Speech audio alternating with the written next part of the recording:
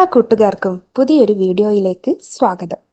എൻ്റെ കുക്കിങ്ങും ദിനചര്യകൾക്കുമൊപ്പം നിങ്ങൾക്ക് ഉപകാരപ്പെടുന്ന ചില അറിവുകൾ പങ്കുവെക്കാനാണ് ഈ വീഡിയോ. പറയുന്ന കാര്യങ്ങൾ മാത്രം ശ്രദ്ധിക്കുക. വിഷ്വൽസ് ശ്രദ്ധിക്കേണ്ടതില്ല. എഡ്യൂക്കേഷണൽ പർപ്പസ് മാത്രം ഉദ്ദേശിച്ചുള്ള ഈ വീഡിയോ കല്യാണം കഴിച്ചവർ മാത്രം കാണാൻ ശ്രമിക്കുക. വീഡിയോ ഉപകാരപ്രദമാണ്, മറ്റുള്ളവരും അറിയേണ്ടതാണ് എന്ന് തോന്നുന്നുവെങ്കിൽ ഷെയർ ചെയ്ത് സപ്പോർട്ട് ചെയ്യാൻ മടിക്കരുത്. അപ്പോൾ നമുക്ക് വീഡിയോയിലേക്ക് കടക്കാം.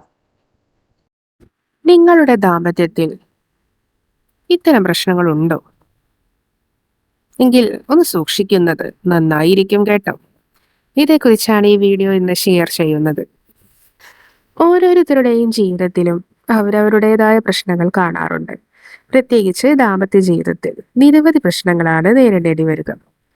പങ്കാളികൾ തമ്മിൽ നല്ലൊരു ധാരണയില്ലെങ്കിൽ പലപ്പോഴും ദാമ്പത്യത്തിൽ പ്രശ്നങ്ങൾ പൊട്ടിമുളച്ചെന്ന് വരാം. ഇതോ വിവാഹമോചനത്തിലേക്ക് വരെ പല ബന്ധങ്ങളെയും എത്തിക്കുന്നുണ്ട്. ഇത്തരത്തിൽ ദാമ്പത്യത്തെ പിടിച്ചുകുലുക്കാൻ പാകത്തിന് ശേഷിയുള്ള 5 പ്രശ്നങ്ങളെയാണ് ഇവിടെ പരിചയപ്പെടുത്തുന്നത്.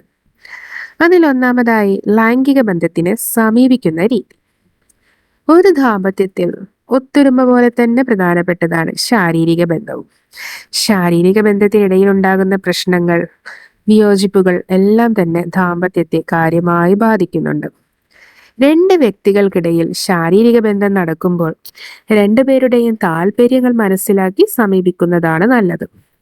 എന്നാൽ പലപ്പോഴും പല ബന്ധത്തിലും ഇത്തരം സമീപനം ഉണ്ടാകാറില്ല.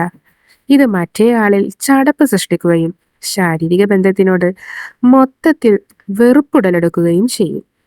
ഇത് കുട്ടികൾ ഉണ്ടാക്കാത്ത പ്രശ്നത്തിലേക്ക് വരെ നയിച്ചെന്നും വരാം. അതിനാൽ പങ്കാളിയുടെ താല്പര്യവും ആഗ്രഹവും അറിഞ്ഞ് അതിനനുസരിച്ച് ബന്ധപ്പെടുന്നതാണ് ഏറ്റവും നല്ലത്. ഇതൊരു പരിധിവരെ ദാമ്പത്യത്തെ നല്ല രീതിയിൽ മുന്നോട്ട് കൊണ്ടുപോകാൻ സാധിക്കും. രണ്ടാമതായി അവരെ അവരായി അംഗീകരിക്കുക. അതെ, നിങ്ങളുടെ ജീവിത പങ്കാളി എങ്ങനെയാണോ അതേ രീതിയിൽ അവരെ അംഗീകരിക്കാൻ പഠിക്കുക. എന്നാൽ പല ദാമ്പത്യത്തിലും ഇത് നടക്കാറില്ല. അവരവരുടെ ഇഷ്ടത്തിനും താല്പര്യത്തിനും അനുസരിച്ച് പങ്കാളിയെ മാറ്റിയെടുക്കാനാണ് ഇവർ ശ്രമിക്കാറുള്ളത്. ഇത് പങ്കാളിയിൽ ചടപ്പും വെറുപ്പും താല്പര്യക്കുറവും സൃഷ്ടിക്കാൻ സാധ്യത കൂടുതലാണ്.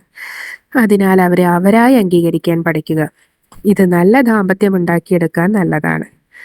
അതെ, അവരെ അവരായി അംഗീകരിക്കുന്നതും അവരിൽ ആത്മവിശ്വാസവും സ്നേഹവും കൂട്ടുന്ന ഒരു വസ്തുതയാണ്. മൂന്നാമതായി വിശ്വാസങ്ങളിലെ വ്യത്യാസം. ദാമ്പത്യം എന്നത് രണ്ട് വ്യക്തികൾ തമ്മിലുള്ള കൂടിച്ചേരലാണ്. ഇവർ വ്യത്യസ്ത കുടുംബാന്തരീക്ഷത്തിൽ നിന്നും വന്നവരായിരിക്കും. അതുപോലെ സ്ഥലങ്ങളും വ്യത്യസ്തമായിരിക്കും. അതിനാൽ അവരുടെ ചിന്താഗതിയിലും വിശ്വാസത്തിലും വ്യത്യാസം കാണാൻ സാധിക്കും. ഞാൻ പറയുന്നത് ശരി, ഞാനാണ് ശരി എന്ന ഇത്തരം അവസ്ഥയിൽ ഒരിക്കലും വാശി പിടിക്കാൻ പാടില്ല. ഇത് കൂടുതൽ പ്രശ്നങ്ങൾ ഉണ്ടാക്കുകയാണ് ചെയ്യുന്നത്. അതിനാൽ ഇത്തരം പ്രശ്നങ്ങൾ ഇല്ലാതാക്കാൻ പരസ്പരം ഒരു ധാരണയിൽ മുന്നോട്ട് പോകുക, അതാണ് പരിഹാരം. നാലാമതായി സ്വാർത്ഥത. ദാമ്പത്യത്തിൽ സ്വാർത്ഥത വരുന്നത് നല്ലതല്ല. സ്വാർത്ഥ താല്പര്യങ്ങൾക്ക് വേണ്ടി വഴക്കിടുന്നതും ബഹളം വെക്കുന്നതും നല്ലതല്ല. ഇത് ദാമ്പത്യത്തിൽ പല പ്രശ്നങ്ങളും ഉണ്ടാക്കും. തൻ്റെ വീട്, തൻ്റെ കാര്യം എന്നീ ചിന്ത മാറ്റിയെടുക്കുക. പങ്കാളിയുടെ താല്പര്യങ്ങളും മാനിക്കണം, അവരെയും ഒപ്പം കൂട്ടണം. ഇത് ദാമ്പത്യത്തിലെ പ്രശ്നങ്ങൾ കുറയ്ക്കാൻ സഹായിക്കും. അഞ്ചാമതായി മാനസിക സമ്മർദ്ദവും അതുപോലെ തന്നെ അസൂയയും.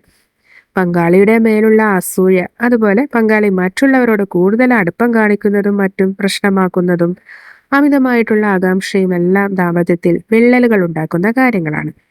പ്രത്യേകിച്ച് ഭർത്താവിന് അല്ലെങ്കിൽ ഭാര്യയുടെ നേരെ ഉയർത്തുന്ന സംശയരോഗങ്ങൾ ദാമ്പത്യത്തെ കാര്യമായി ബാധിക്കാറുണ്ട്.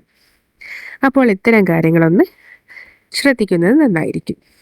Thanks for watch my video. See you next time.